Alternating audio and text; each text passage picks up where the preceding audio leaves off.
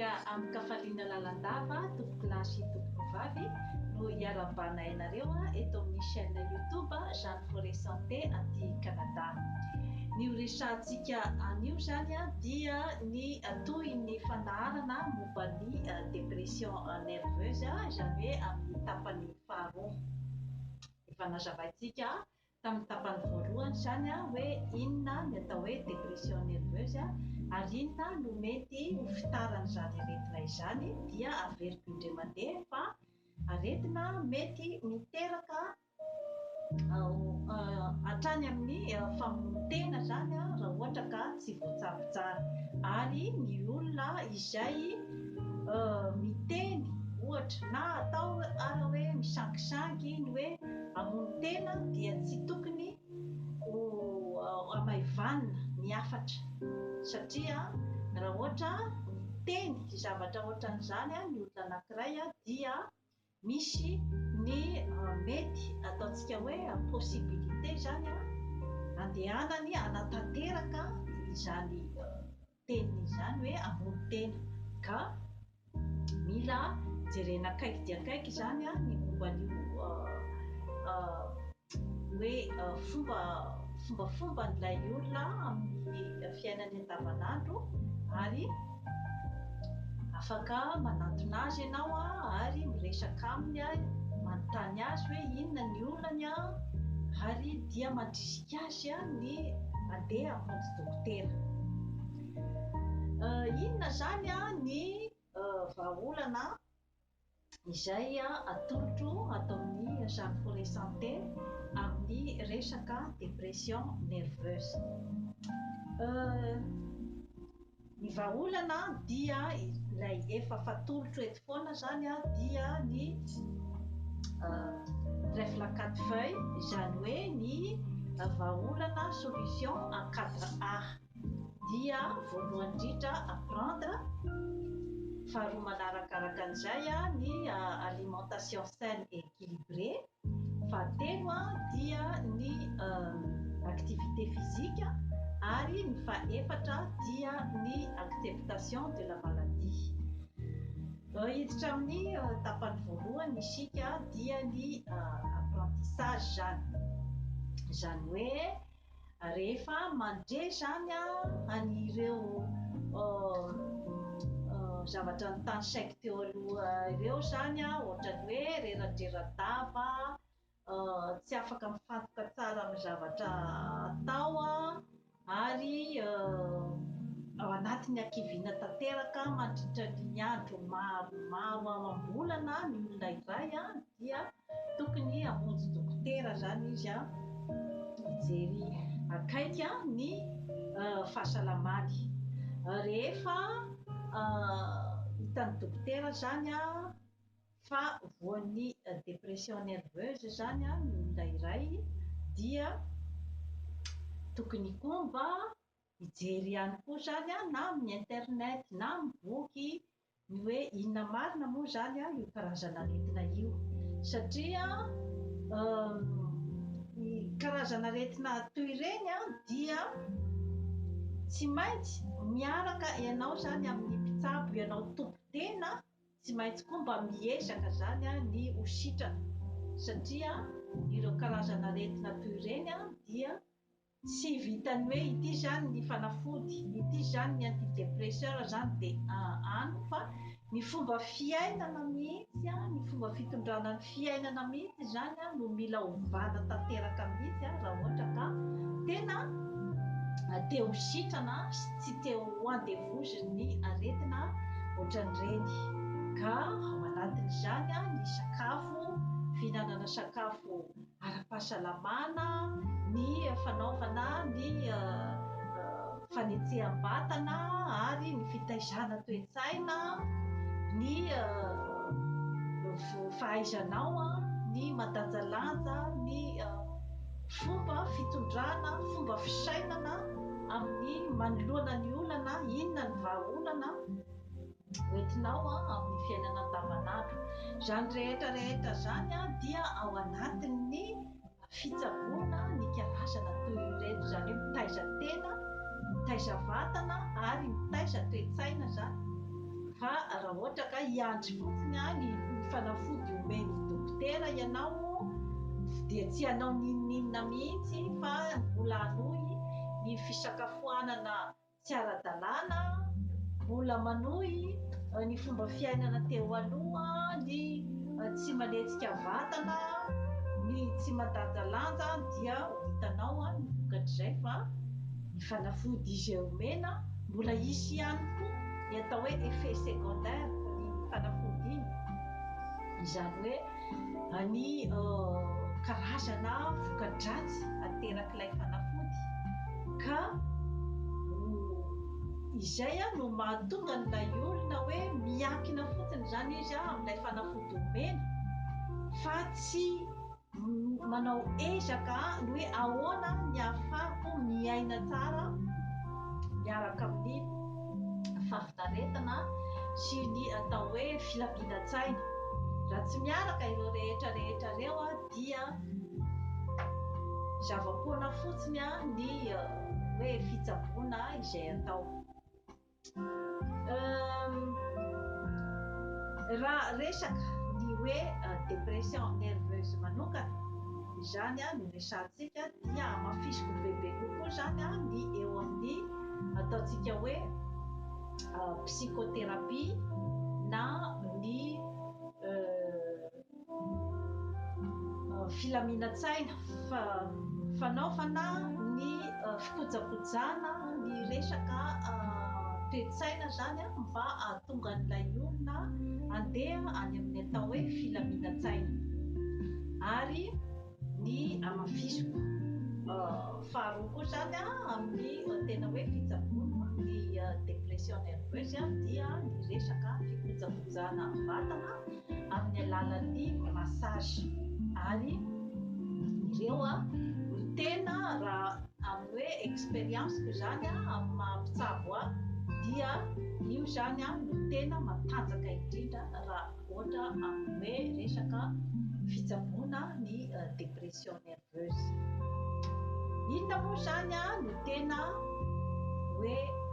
resahana ao anatin'ny ataontsika hoe psychothérapie zany. Ny psychothérapie dia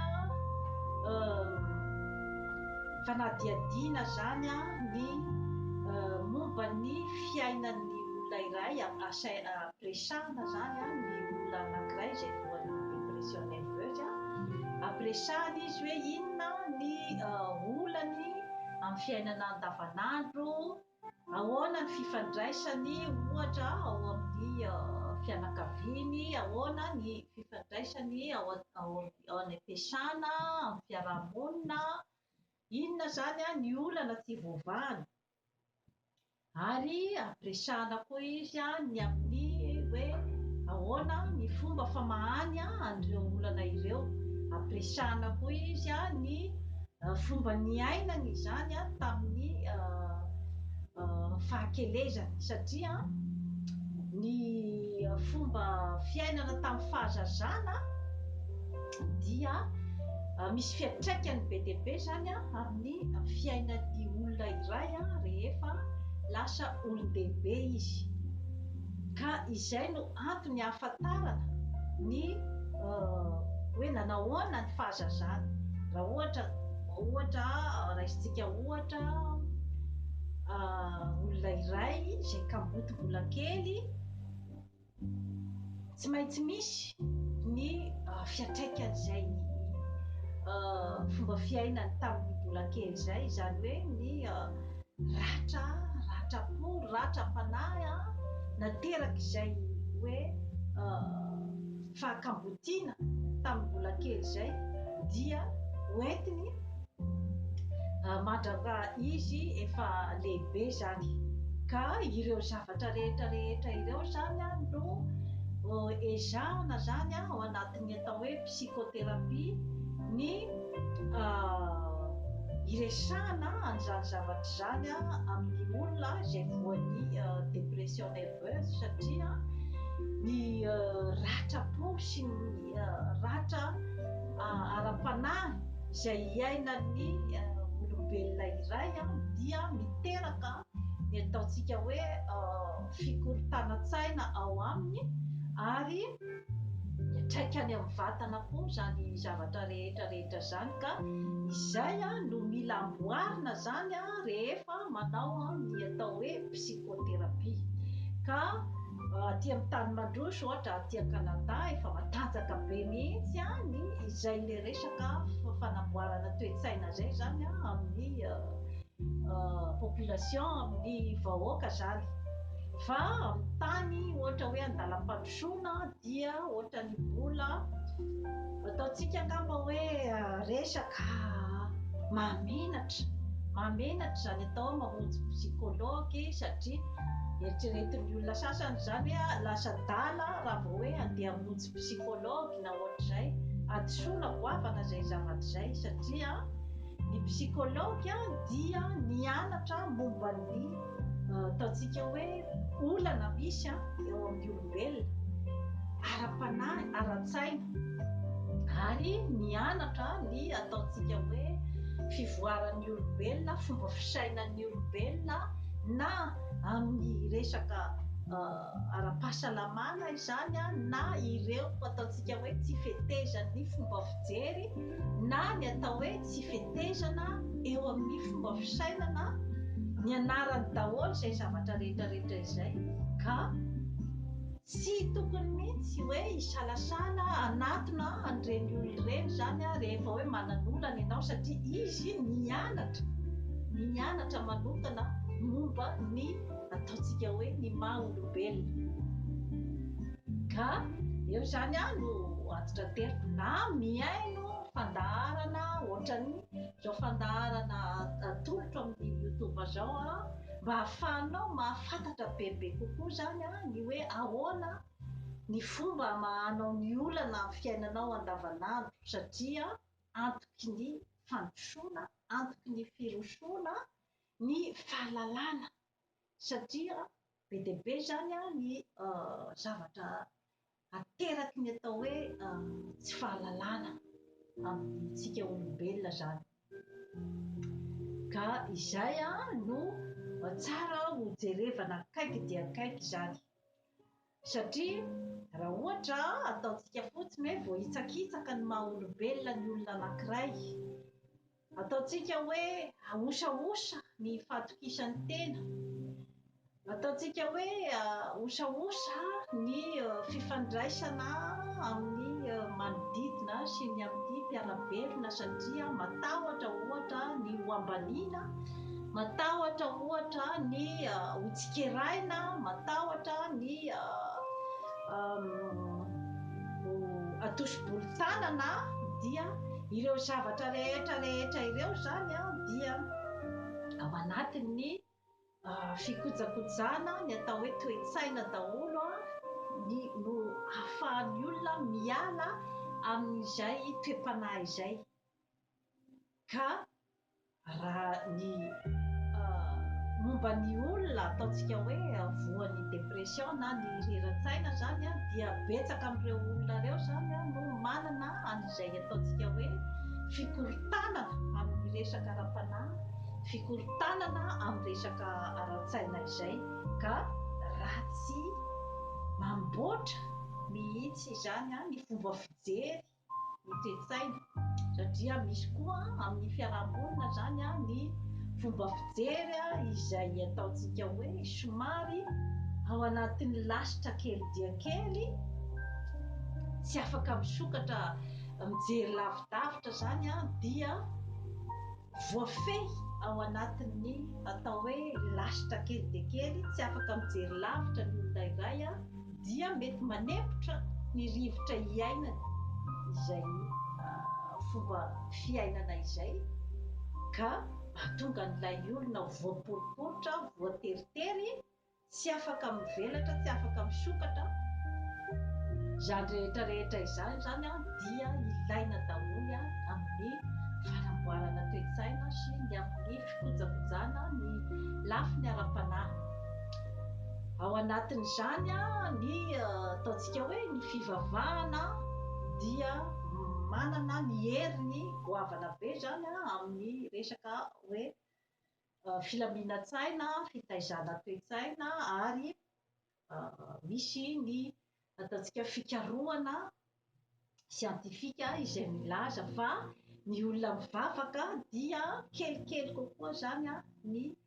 tahan'ny ataontsika hoe dépression nerveuse par rapport amin'ny olona izay tsy mivavaka, izay tsy mino n'inona eto ambonin'ny tany, dia ao anatin'ireo olona ireo no tena maro ny famonoan-tena sy ny dépression nerveuse. Inona moa zany no antony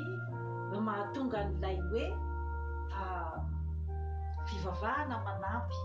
Satria ao anatin'ny fivavahana dia misy ny fitaizana toe-tsaina amin'ny alalan'ny atao hoe fitiavana. Zany hoe ny zavatra izay hoe mahatsaratsara kokoa zany ny fanahin'ny olombelona sy ny tenany amin'ny hoe ataontsika amin'ny teny frantsay hoe positif, pensée positive zany dia ao anatin'ny fivavahana no taizan'izay. Ao anatin'izay araka ny lazaiko teo ny fitiavana, ao anatiny ny fandeferana, ao anatiny ny fifanampiana, ao anatiny ny fifankazahoana sy ny fahaizana mizara ny fahasoavana, ny asambarana. Ka ireo zavatra rehetrarehetra ireo zany voaporofo ara-tsiantifika fa mahatsara ny toe-tsaina, ny toe-panahy, ary misy fiantraikany koa zany any amin'ny fahasalaman'ny olona iray raha ohatra ka oharina amin'ny olona iray izay ataontsika angamba hoe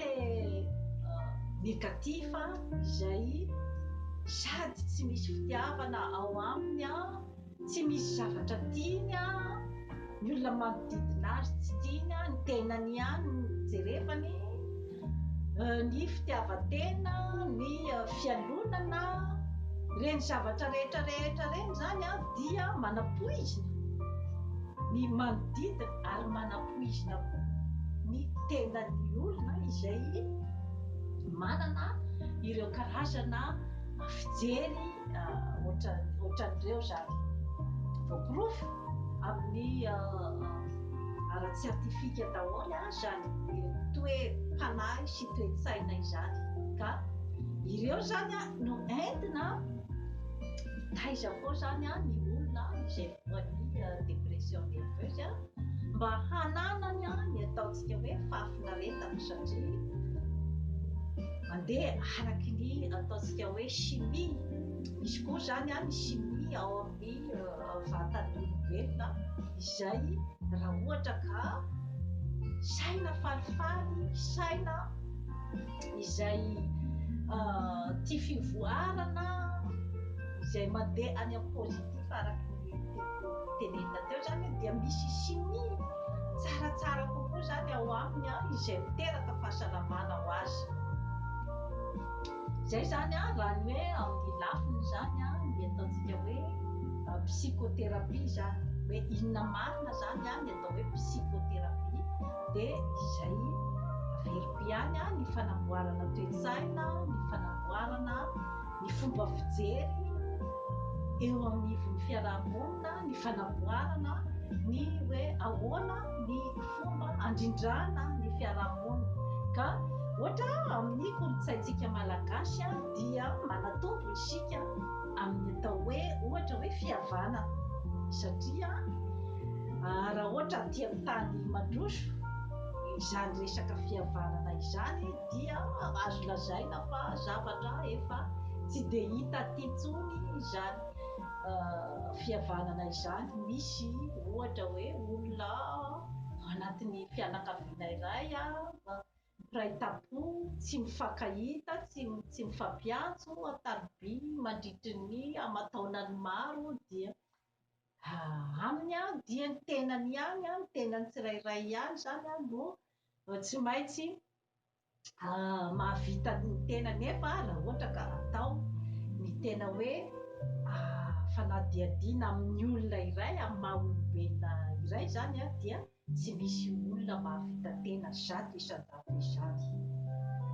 fa tsy maintsy misy foana ny zavatra ilanao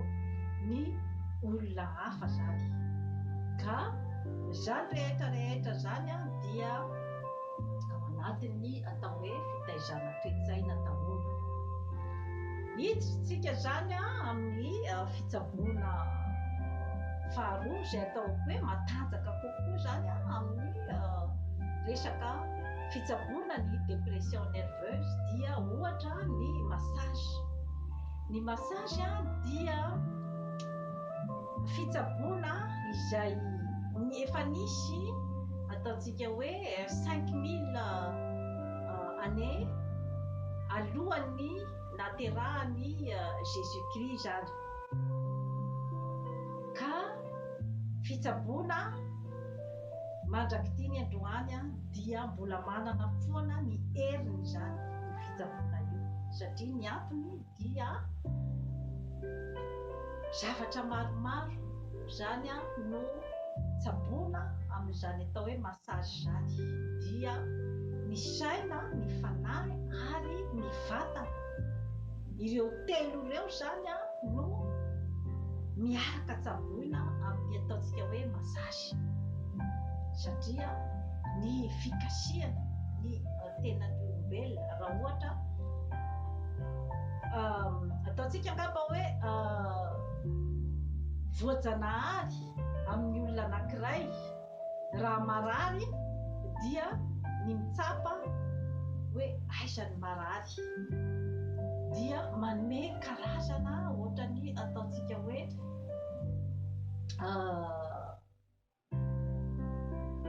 fienany ny fanaitainana ao amin'ny olona iray ny mitsapa ny tenany, ka tsisy hafan'izay ny massage manala ny fanaitainana ao amin'ny vatan'ny olona iray, ary ny fitsapana ny olona iray zany dia ohatrany manome fitiavana, manome fitokisantena ho an'ilay olona izay tsaboina zany, ary mandefa énergie izay pozitiva ho an'ilay olona izay atao massage. Ary ny fanaovana fanorana ny tenan'ilay olona zany dia manampy koa zany amin'ny famoahana ireo zavatra ataontsika hoe malotoloto izay miandrona amin'ny tenan'ny olombelona zany, satria ireo zavatra maloto ireo dia tokony hivoaka. Izay no antony koa zany amporosiana ny atao hoe fanatanjahantena, fanetseham-batana, satria rehefa mihodina ohatran'ny masinina ny tenantsika olombelona, rehefa mihodina dia misy koa zany ny ataontsika hoe déchet na ny fako izay vokatr'izay fihodinan'ny ozinina ao amin'ny tenan'ny olombelona izay, ka ireo fako ireo dia tokony mivoaka. Fa raha ohatra ka miandrona zany ao amin'ny tenan'ny olombelona ny fako dia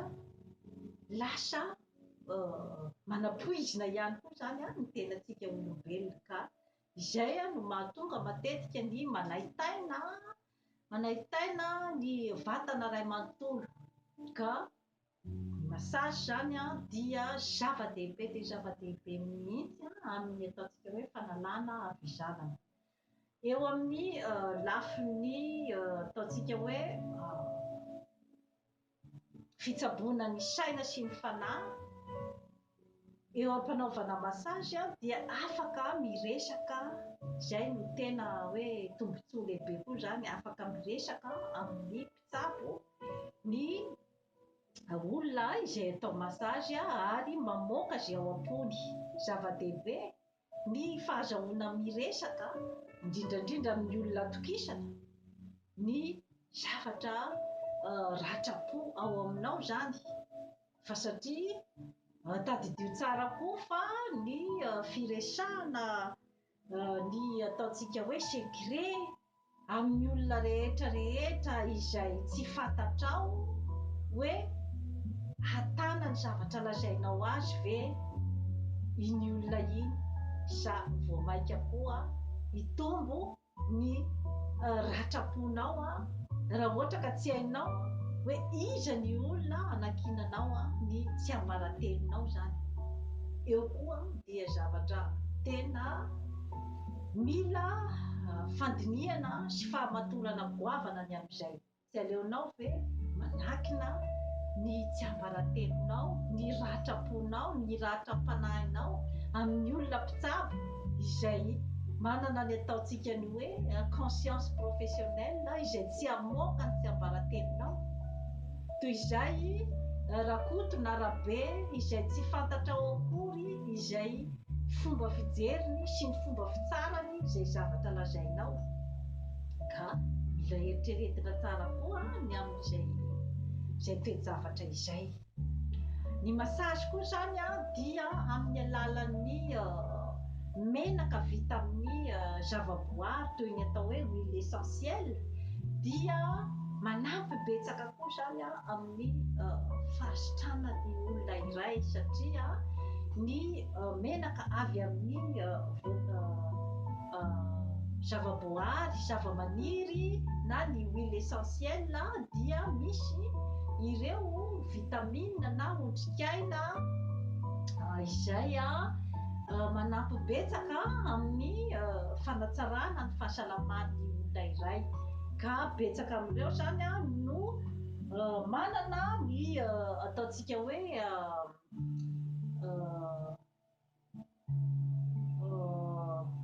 propriété zany izay mampitony, izay manala fanahitainana ary mahatonga ny olona iray zany hanana ny ataontsika hoe fahafinaretana amin'ny fiainana zany. Ary ny fofony ireny huile essentielle reny koa dia manampy mamoa fo ny ataontsika hoe sens na ny mamoa foa ny fahafinaretana amin'ny olona olombelona iray. Raisitsika ohatra zao ohatra ny huile essentielle citronnelle izay vokarina avy any Madagasikara, izay mamoaka fofona mamerivero izay tena mitondra fahafinaretana ho an'ny olona izay atao masazy, ary mitondra fitoniana ihany koa zany ho an'ilay olona atao masazy, ary matory tsara ny olona rehefa avy atao masazy amin'ireto huile essentielle ireto. Misy koa zany fantatsika fanta-daza zany ny katrafay. Ny katrafay dia manasitrana ny manaitaina rehetra, manome hery, manome ny ataontsika koa zany ny hoe fitoniana amin'ny resaka hozatra. Ny katrafay dia manome ataontsika hoe inona moa re zany énergie, tanjaka zany ho an'ny olona iray izay atao masazy amin'ny katrafay. Ary ity dia efa malaza amin'ny raha ohatra misy olona avy marary na olona marary dia any Madagasikara tamin'ny razantsika taloha zany dia ny raviny ny hazo katrafay ampangotrahana dia alona ao zany ny olona iray, dia rehefa miala avy eo dia maivamaivana. Ohatr'izany koa azo atao amin'ny olona avy teraka koa zany. Misy koa zany ny ilangilangy izay vokarina koa zany any Madagasikara koa, izay mampitony ary mamoaka fofona mamerivero mahafinaritra, izay mahatonga ny olona iray tanjatanjaka kokoa zany ary ho maivamaivana rehefa avy manao masazy. Misy koa ny géranium izay mitovy ihany koa amin'ny asan'ireo huile essentielle tandrosaiko teo, manala havizanana ihany koa ny géranium. Ao koa ny ravitsara. Ny ravitsara dia sady manala koa zany a ny ataontsika hoe microba izay mandehandeha amin'ny tenantsika mandio koa zany a ny tenantsika olombelona ary manala havizanana ihany koa. Misy koa ny lavandy izay vokatra avy aty Canada, huile de lavande izay miteraka fitoniana ho an'ny olona izay mampiasa azy zany. Ka izay rehetrarehetra zay dia ny tenenako aminareo fotsiny ny hoe ny asan'ny ataontsika hoe massage, ary misy karazana miracle mihitsy ny fanaovana massage satria misy olona ohatra hoe reraka be izy avy tamin'ny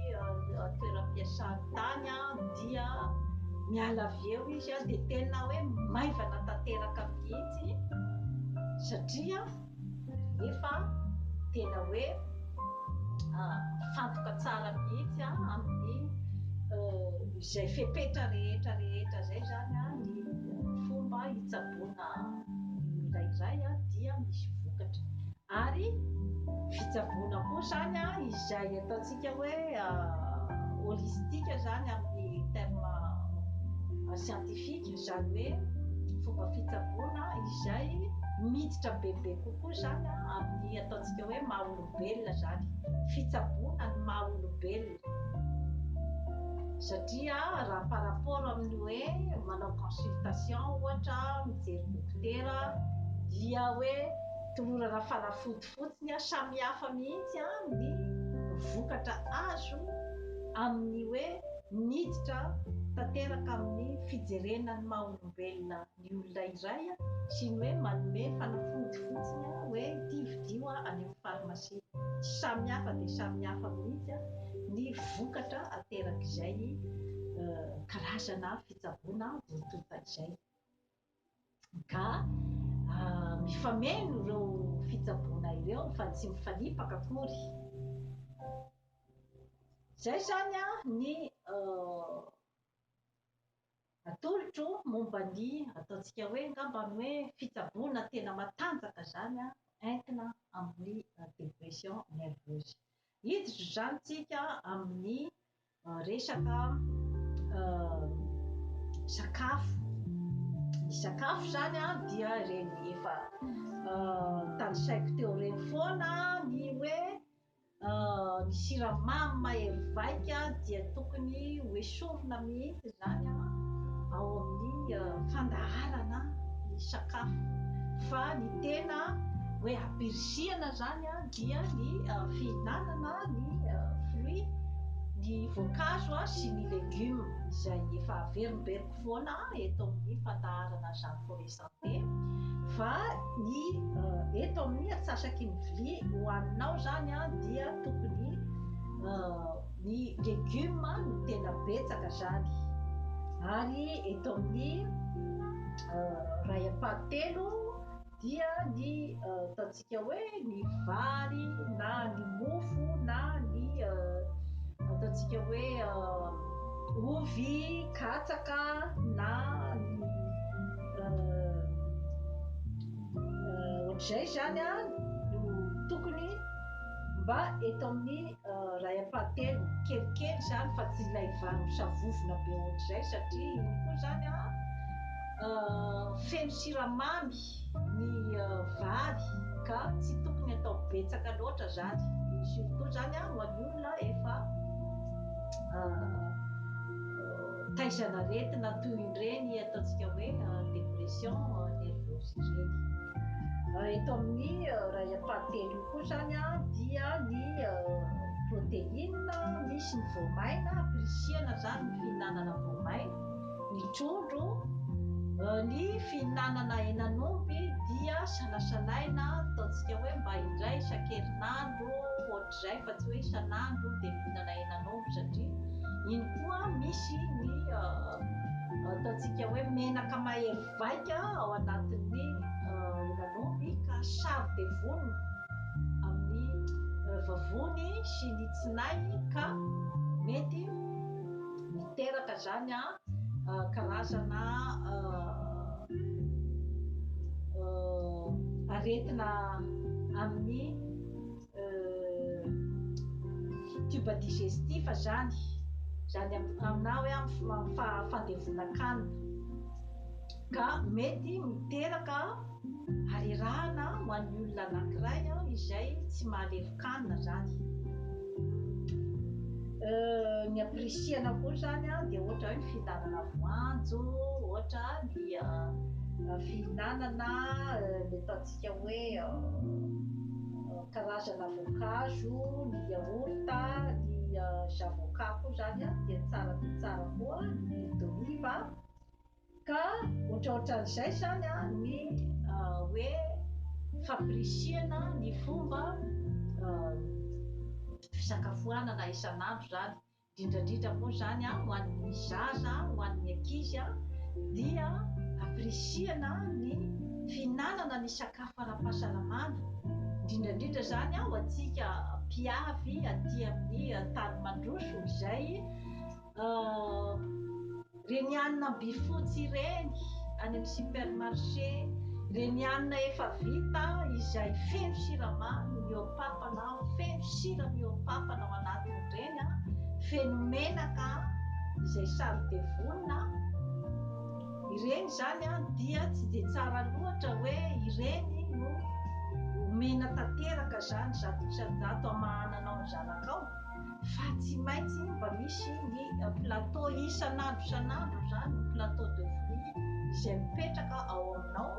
ary isan'andro dia tokony mihinana voankazo sy ny legioma zany ny zanakao, satria araka ny voalazako tamin'ny tapany voalohany dia ny dépression nerveuse dia misy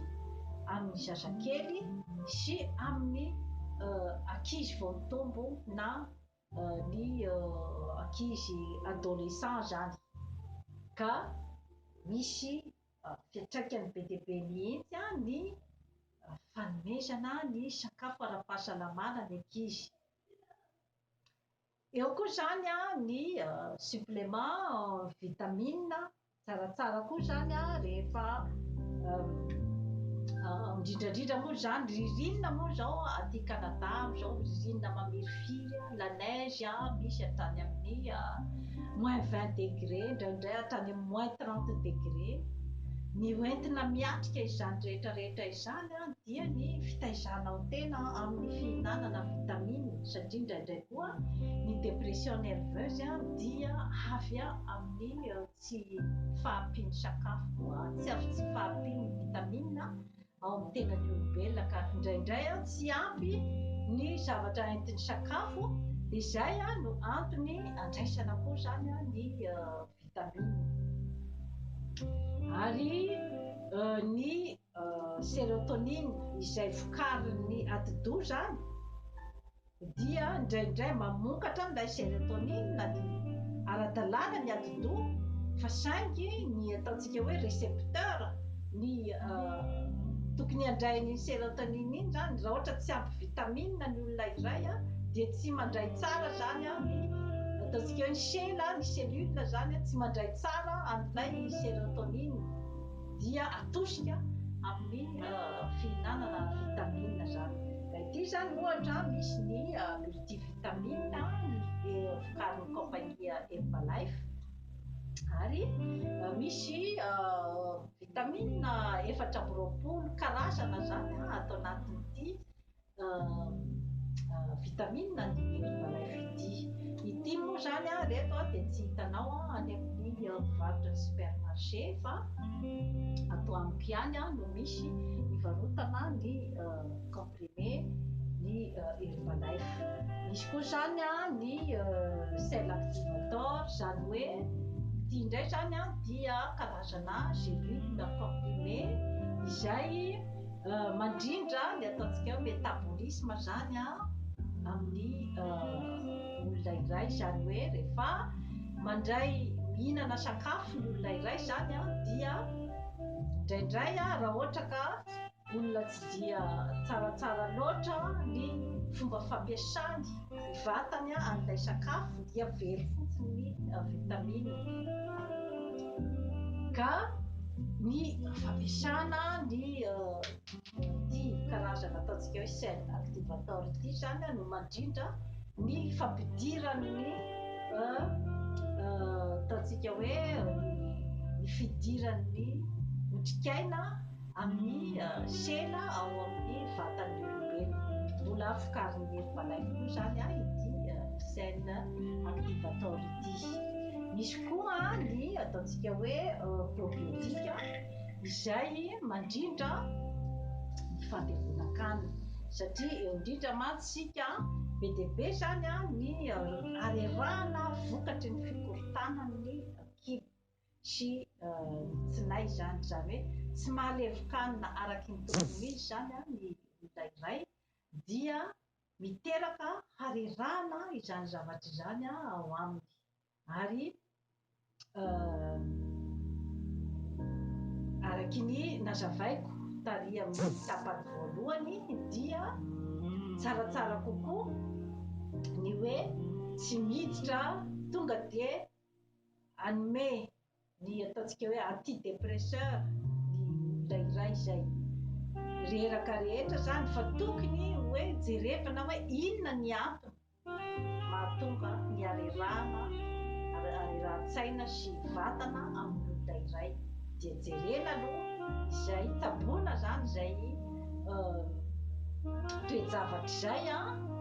fa tsy hoe tonga dia hoe zay olona rehetra izay eritreretina fa voan'ny dépression nerveuse dia omena antidépresseur daholo satria misy koa zany ny effet secondaire na ny voka-dratsiny azo avy amin'ny fihinanana an'ireny karazana fanafody ireny ka raha ohatra ka mbola azo atao zany mbola hoe tsy mbola tafiditra ao anatin'ilay atao hoe dépression profonde ny olona iray zany ny atao hoe dépression profonde dia ilay tena hoe tsy afaka manao inona intsony ilay olona ary malemy tanteraka mihitsy zany tsy afaka intsony ny sainy sy ny fanahiny zany miasa araky ny tokony izy ary ny vatany koa dia lavo tanteraka zany. Amin'izay fotoana izay dia tsy maintsy miditra zany aloha amin'ny ataontsika hoe fitsaboana amin'ny alalan'ny antidépresseur ka araky ny afatra farany foana zany dia ny hoe aleo misoroka toy izay mitsabo zany hoe rehefa rerenao zany ny tenanao hoe tsy metimety azy zany reradreraka azy zany manahitaina daholo ny tenako ray manontolo dia mba tokony miaino zany ianao ny tenanao réflexe voalohany andeha anao massage eo dia mitanao hoe misy fivoarana ny tenanao ary ny fitaizam-batana amin'ny alalan'ny fisakafoanana ara-dalàna ny fitaizam-batana amin'ny fampietseham-batana ny fanamboarana toe-tsaina ny fahaizana mandamina ny fiainana ireo rehetra ireo zany no fisorohana ny atao hoe dépression nerveuse mba tsy hironana izany atao hoe dépression profonde izany ka hironana any amin'izany atao hoe famontena zany. Misy koa zany ny karazana fitsaboana izay ataontsika hoe ny hydrothérapie na ny